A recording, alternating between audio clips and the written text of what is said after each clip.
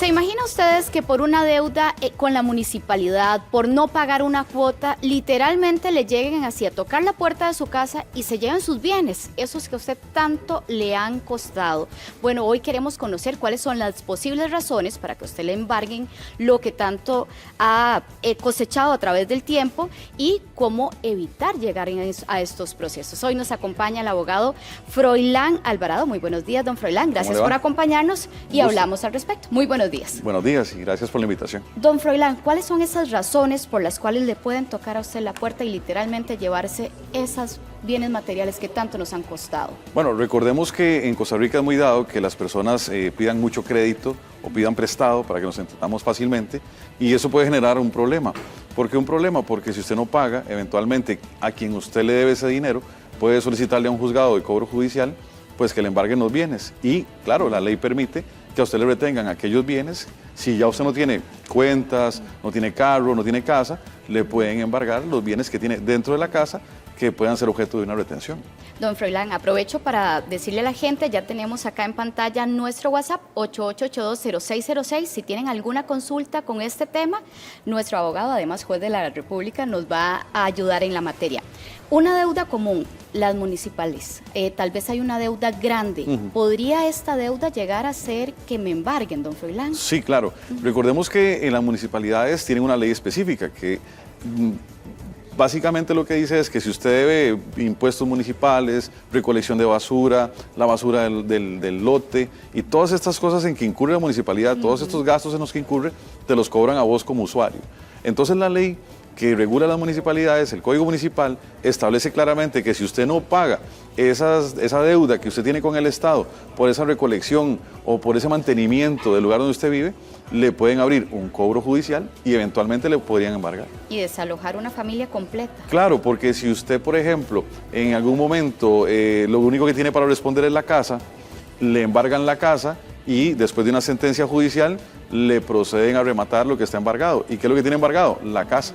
Entonces nosotros hemos visto en muchas ocasiones remates de casas por 3 millones, 4 millones de colones. Qué triste. Ahora, cuando pasa este tipo de situación, ¿existe alguna manera de negociar o algo para no llegar al extremo de que me quiten ese bien tan preciado? Bueno, lo principal siempre es tratar de buscar ayuda legal, ¿no? Pero muchas veces la ayuda legal obviamente cuesta dinero. Existen instituciones que dan ayudas gratis en este aspecto, en las universidades, los consultorios jurídicos, y usted podría ir a preguntar gratuitamente, por lo menos para que le digan qué hacer. Cuando usted se ve sometido a una situación de estas, lo importante es que usted busque a su acreedor y trate de encontrar un arreglo, pero un arreglo que cumpla. Porque si usted hace un arreglo extrajudicial y después lo va a incumplir, al final el desenlace va a ser el mismo. Ahora, tenemos la primera consulta de nuestros televidentes. Nos dice que si firma una letra de cambio, le podrían embargar su lote, que es el único bien que tiene a su nombre. Sí, cuando usted firma una letra de cambio, un pagaré o cualquier título ejecutivo, la ley permite que en caso de que usted no pague, ese acreedor vaya a cobrar. Si usted no tiene el dinero en ese momento para pagar, ellos van a pedirle a un juzgado de cobro judicial que te embarguen los bienes que usted tenga. Si desgraciadamente lo único que usted tiene es un carro o una casa, ellos le van a embargar por el monto, por el capital más el 50% de ley, todo lo que usted tenga. Y si lo único que tiene es eso, se lo van a embargar. Si usted no tiene cómo pagar y llegamos a sentencia, después usted va a pedir lo que llamamos la ejecución de esa sentencia. Y claro, ¿qué es una ejecución? Un remate. Porque ese remate es para sacar ese bien a la venta, hacen como una especie de subasta pública, y si llegó gente que ofrezca dinero, pues si sobra le devuelven a usted.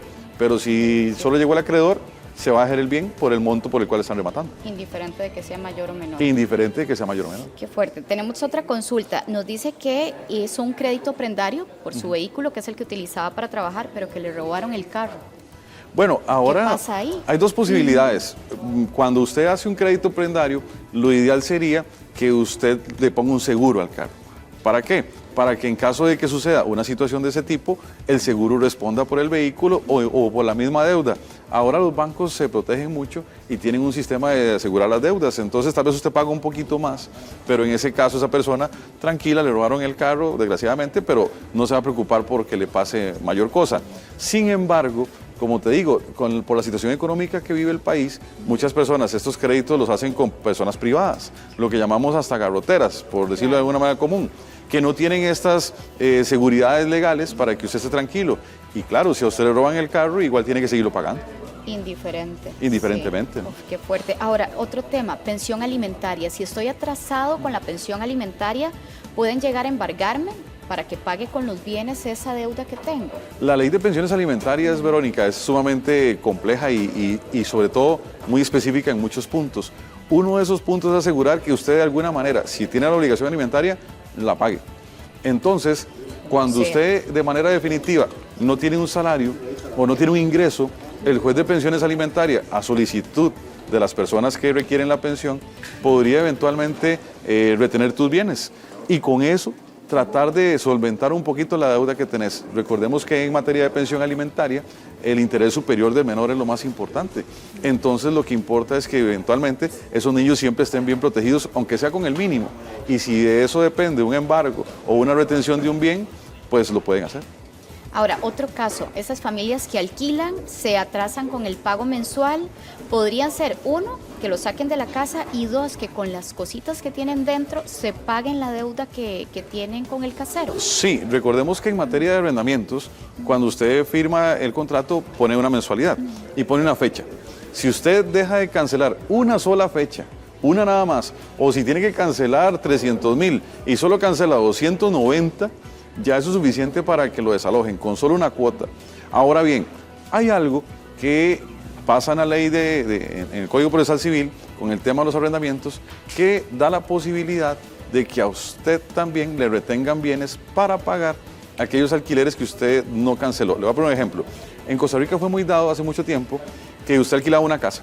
Entonces duraba un año sin pagar, tranquilo, mientras pasaba todo el proceso, después se iba, se desaparecía y punto. Y así vivió mucha gente. Entonces la ley de arrendamientos, la ley general de arrendamientos y el Código Procesal Civil, para evitar eso, establecieron que además del desalojo que a usted le plantean en el Poder Judicial, le pueden retener aquellos bienes suficientes para pagar esos alquileres que se dejaron de pagar.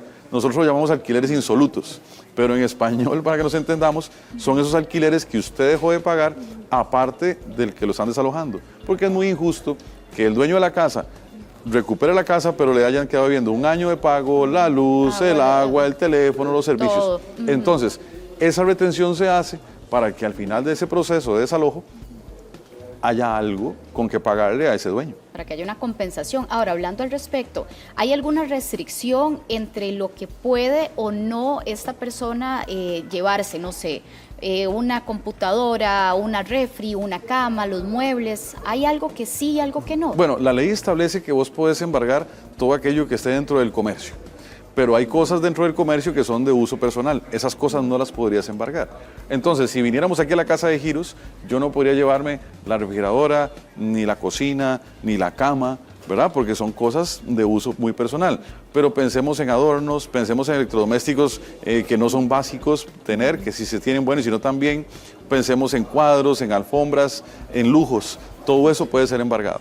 Pero lo que es de uso personal, no. La pregunta que siempre nos hacen es, ¿me pueden embargar la pantalla? Porque todo el mundo se preocupa por el tele, ¿verdad? Claro. Entonces, vamos a ver.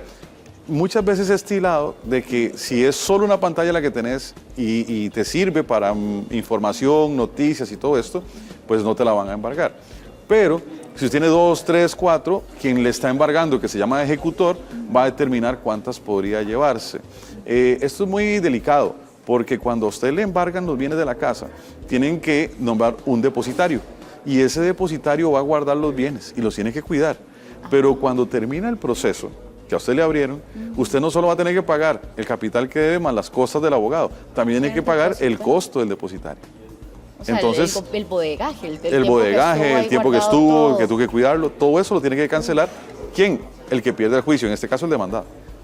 Bueno, mejor estar al día con los pagos. Una señora nos escribe, me notifican de la municipalidad que debo 600,000 colones en impuestos y que está generando un proceso de embargo en mi casa, mi propiedad, pero mi propiedad vale aproximadamente 40 millones. Claro. Y lo que se debe son 600,000 colones. ¿Qué procede en estos casos? Bueno, en las cuestiones del embargo, muchas veces hay un tema de proporcionalidad, ¿verdad? Y entonces los jueces se fijan, si ustedes lo que ven son 600,000 colones y lo que le quieren es embargar es la casa y la casa vale 40, entonces el juez va a determinar si ese embargo es procedente o no. Es una cuestión de proporcionalidad, razonabilidad. Pero pensemos que usted es lo único que tiene y que es la única casa, su casa es lo único que usted tiene, no tiene salario, no tiene bienes, no tiene cuentas. Van a tener que embargárselo, ¿verdad? Desgraciadamente, si es el único bien, se lo van a tener que embargar. Pero como te digo, si eso va a remate y usted remate una casa en 600,000, obviamente van a aparecer personas interesadas en ese remate. Entonces, conforme el juez va diciendo quién ofrece más, quién ofrece más, quién ofrece más, el monto va subiendo. Claro. Una vez que se superan los 600,000 colones, todo lo que se recaude después que cubra capital, intereses y las costas y los gastos, pues se le devolverían a esta persona. Pero la casa sí la puede perder. Impresionante, por solo 600,000 Por colones. solo 600,000. Bueno, aquí tenemos también la consulta de un amigo que nos dice, bueno, la esposa dice que él fue a comprar en un almacén un bien que no lo pudo terminar de pagar y que ahora le dicen que van a entrar en un proceso de embargo. Claro. De la casa es lo que le quieren quitar, pero que la casa es de bono, que si siendo una casa de bono tiene, ¿verdad?, algún tipo de restricción o si igual puede ser objeto de embargo. Recordemos que los bonos tienen una ley especial, ¿no? Y la idea de los bonos es que usted no pague ciertos impuestos, que tenga un valor un poquito menos, obviamente que se la regalen, que tenga una posibilidad de pagarlo en unos tractos más bajos. Pero bien es bien y casa es casa. Entonces la responsabilidad va a ser la misma. Lo que pasa es que a veces nosotros nos equivocamos y pensamos que la ley nos va a proteger porque hicimos un tecnicismo legal y no podemos responder con esos bienes. Sin embargo, hay que tener mucho cuidado. Hay que tener mucho cuidado porque cuando se firma un bono o cuando me dan un bono, hay que ver cuáles son los alcances de ese bono para determinar si ese bien podría eventualmente responder o no. Tenemos otra consulta y vean qué difícil porque esta señora nos expone su caso de que ella se prestó como fiadora, que esta persona no pagó, pero que a ella nunca le notificaron de que no hubo los pagos correspondientes y ahora en enero le vinieron a embargar su casa. Ella dice, pero es que nunca me notificaron, ¿cómo es esto posible? Sí, vea, nosotros que trabajamos en esto, yo le podría decir que en el 60% de los casos, quienes terminan respondiendo por los cobros judiciales son los fiadores. Hay que tener mucho cuidado a quién usted le presta la firma, a quién usted le presta sus bienes, porque al final de cuentas, cuando usted va a hacer una fianza, usted lo que le está diciendo a la entidad es, tranquilo, si Verónica no paga, yo me encargo. Entonces, sucede mucho que la persona no cancela. Lo más normal sería que la entidad te mande por lo menos un aviso, mire, Froilán, usted fió a Verónica no está pagando, venga usted y arregle el asunto. Pero tampoco está completamente obligado. Entonces muchas veces con solo que el deudor no pague, el acreedor va y mete de una vez el cobro judicial y ahí va usted como fiadora. Y entonces piden el embargo suyo porque usted obviamente tal vez tiene más solvencia económica y usted le sirvió de garantía. Entonces usted está resolviendo por la deuda. Ahora, si usted va y paga esa deuda, ¿verdad? Usted se subroga la posibilidad de cobrarle al deudor. Es decir, si yo soy el fiador suyo y yo voy y pago su deuda, yo me convierto de alguna manera en su acreedor y yo podría cobrárselo a usted. Bueno, definitivamente hay que tener mucho cuidado en esta materia. Tenemos otra consulta. Nos dice, compró un teléfono celular en un almacén, hasta el día de hoy debe 130,000 que no ha podido pagar, pero ahora le giraron una orden donde dicen que le van a embargar el carro y que además esta prenda, o sea, el carro tiene orden de captura, que si lo agarran le quitan el carro donde sea. ¿Qué puede hacer? Yo le voy a recomendar algo a todos nuestros televidentes y es algo muy importante, Verónica. Muchas veces hay que diferenciar de una amenaza a un real cobro judicial. Porque muchas veces hay entidades que te llaman y te asustan y te dicen, mire, ya nosotros tenemos un preproceso o ya tenemos un precontrato, etcétera. No, en el Poder Judicial las cosas existen o no existen. No existen previos, no existen amenazas, etcétera.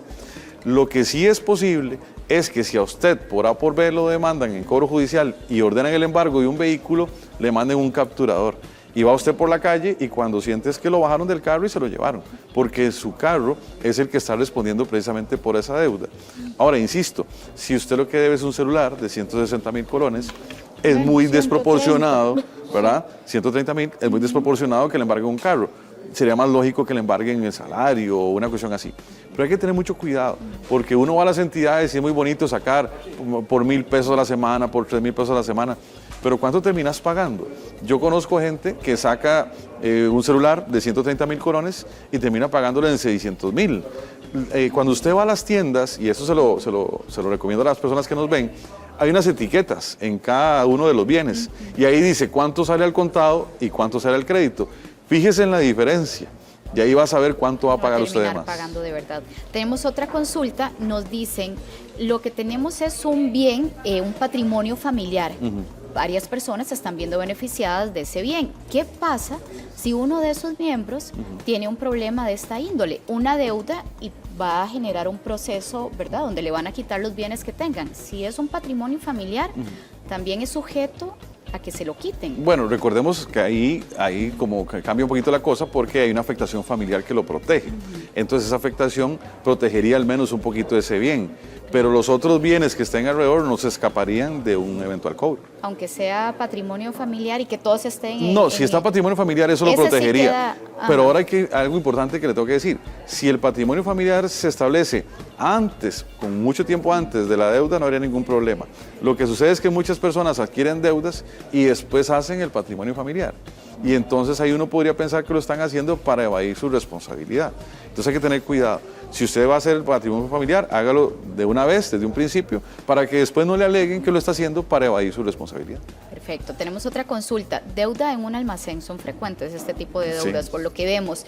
Y lo que le dijeron es una persona pensionada que donde le depositan la pensión le van a bloquear o embargar, no sé, para poder retenerle ese dinero de lo que debe. Esas son las amenazas que yo te digo que son puras amenazas, porque por ley la pensión en estos casos no podría ser embargada. Es inembargable. Lo que pasa es que inescrupulosamente llaman a las personas 1, 2, 20 veces. Yo he visto celulares, y las personas me lo han enseñado, donde una entidad en una situación de ese tipo le ha hecho 30 llamadas de 6 de la mañana a mediodía. Entonces, recordemos que inclusive la Sala Constitucional ha resuelto que ese tipo de acoso virtual y telefónico es prohibido. De hecho, hasta han condenado a varias instituciones que lo han hecho a pagarle a la persona que han acosado, porque llaman a los papás, porque llaman a los conocidos, porque buscan una persona que tenga tu apellido y lo llaman a ver si es familia tuya, y eso es prohibido. La persona o la obligación es personalísima y solo puedes perseguir a la persona que te debe. Muy bien, don Froilán, muchísimas gracias por acompañarnos y orientarnos en esta materia, porque hay muchas dudas al respecto. Le agradecemos su tiempo y su información. Con todo gusto, gracias. Nos vemos. Pati.